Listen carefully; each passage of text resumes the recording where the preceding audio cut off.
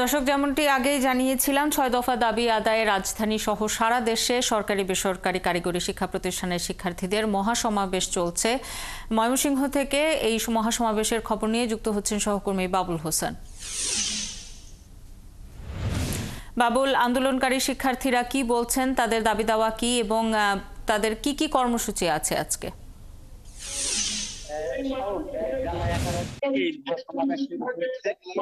পবিত্র কোরআন তেলাওয়াত এবং জাতীয় সঙ্গীতের মধ্য দিয়ে মহাসমাবেশ শুরু হয়েছে পলিটেকনিক ইনস্টিটিউটের খায়রুল আলম ছাত্রাবাস রয়েছে মাঠে সেই সমাবেশ শুরু হয়েছে। এবং এই মুহূর্তে আপনি জানেন যে প্রখর রোদ উপেক্ষা করে সেই শিক্ষার্থী যারা তারা সেই আন্দোলনে যোগ দিয়েছেন এবং তারা তাদের দাবি আদায়ে তারা বলছেন যে যতক্ষণ তাদের এই দফা দাবি মেনে নেবে পর্যন্ত তারা এই রাজপথ থেকে তারা সরে যাবেন না।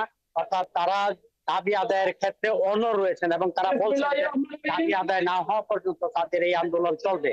এই মুহূর্তে নেতৃবৃন্দ বক্তব্য রাখছেন, আমরা একটু তাদের কাছ থেকে শুনতে চাই যে আপনারা যে আন্দোলন চালিয়ে যেতে যাচ্ছেন, আপনারা কতদিন এই আন্দোলন চালিয়ে যাবেন? আমাদের ৬ দফা দাবি যে পর্যন্ত আমাদের মেনে নিচ্ছে সেই ৬ দফা দাবি বাস্তবায়ন করলে আমরা এই আন্দোলন থেকে সরে যাবো, আর না হলে আমরা রাজপথে থাকবো। ৬ দফা দাবি মেনে নিলেই আমরা ক্যাম্পাসে ফিরে যাবো, না হলে আমরা যাবো। ধন্যবাদ। আমরা একটু আরেকজনের খবর রাখতে থাকুন বাবুল হোসেন। নিশ্চয়ই আরো তথ্যের জন্য পরবর্তীতে ফিরবো আপনার কাছে। আমাদের সাথে ময়মনসিংহ থেকে যুক্ত হয়েছিলেন সহকর্মী বাবুল হোসেন।